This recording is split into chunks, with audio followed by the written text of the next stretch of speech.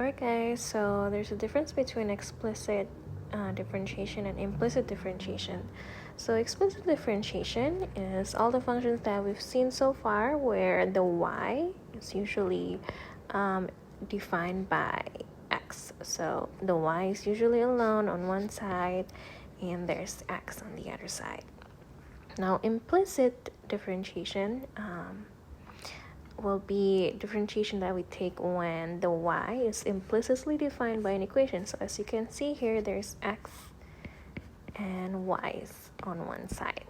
Okay, so how do we differentiate implicit differentiation? We're going to use a chain rule. Okay, so let's just try one example where we use explicit differentiation on the right, on one side, and implicit on the other one. So let's just try explicit. So as you notice, now the equation, the y is mixed with x, right? So in order to differentiate if explicitly, let's just move the y square to the right. So we add y square on both sides. So now we have x squared minus 3x, right? And if we want to make y by itself, so this is actually, in order to get rid of the square, we have to take square root, right? So it's going to be square root of x squared minus 3x, like so. Now, in order to find the derivative, let's use the symbol, d over dx of y, d over dx of square root of x squared minus 3x, like so. Alright, and if we take the derivative of y, that's gonna give us just y prime, right? And then how do we differentiate this? Well, we know from the do now that this is actually we can change this to x squared minus 3x to the power of half, right? And we use the chain rule.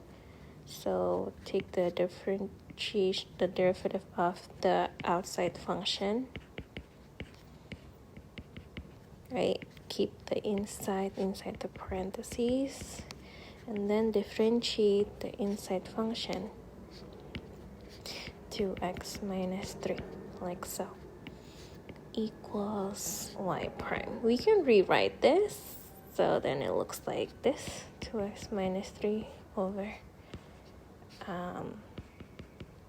so we have a positive exponent. Alright, now how do we differentiate implicitly? Implicit. Alright, as you can see here, the function is mixed, the y's are mixed up with the x. So we don't really have to move the y to the right. What we can do is immediately we take the derivative of this function, this equation, like this. Alright, and don't forget, we also have to take the derivative of 0, which is eventually is just 0, right? And then we take derivative using the power rule. So from x, derivative of x, so 2x minus 3. And then we can also use the derivative. Even though this is taking derivative in terms of x, we can use the power rule for this. So this becomes 2y. Now this is the new part. Because we're taking derivative of x, we're actually going to take the derivative of the y, like so. Okay? And what's going to happen is, if we simplify